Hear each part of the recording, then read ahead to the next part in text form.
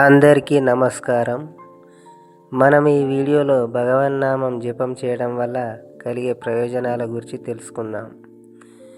భగవన్నామం జపం చేయడం వల్ల శారీరక మానసిక ప్రశాంతత లభిస్తుంది. అంతేకాకుండా మనకు కలిగే ఒత్తిడి ఆందోళనలు తగ్గుతాయి. దానివల్ల మన మనస్సు నిలకడగా ఉంటుంది. ఇక జీవితంలో ఎదురయ్యే అడ్డంకులను తొలగింపజేసుకోవచ్చు. దుష్టశక్తుల నుండి రక్షణ కూడా లభిస్తుంది. మరియు అంతర్గత శక్తి వివేకాలు పెరుగుతాయి.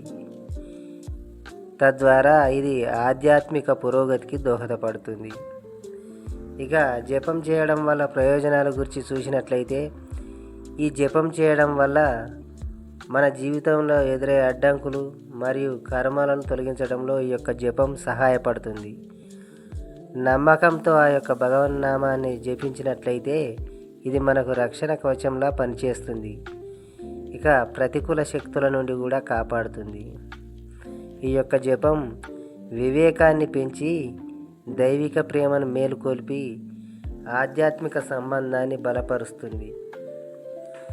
ఈ జపం అనే 2 అక్షరాల అంతరార్థం ఇప్పుడు చూసినట్లయితే, జకారం జన్మరాహిత్యానికి, పకారం పాప వినాశనానికి దారితీస్తుంది అని పురాణాలు చెబుతున్నాయి. తద్వారా జన్మరాహిత్యం, పాప పరిహారాలు కలుగుతాయి. ఇక మంత్రజపాలు చేసే విధానాల గురించి మనం ఇప్పుడు తెలుసుకుందాం. జపం ముఖ్యంగా 3 విధాలుగా చేయవచ్చు. 1 వాచికము, 2 ఉపాంశువు మరియు 3వది మానసికం. ఇక మొదటిది వాచికం గురించి ఇప్పుడు మనం తెలుసుకుందాం. వాచికం అంటే మనం చేసే జపం బయటకి వినబడేలా చేసే విధానాన్ని వాచికం అని అంటారు.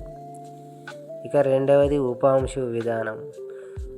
అంటే మనం చేసే జపం చేస్తున్నప్పుడు పెదాలను మాత్రం కదిలిస్తూ శబ్దం బయటకి వినబడకుండా చేసే విధానాన్ని ఉపాంశు అని అంటారు.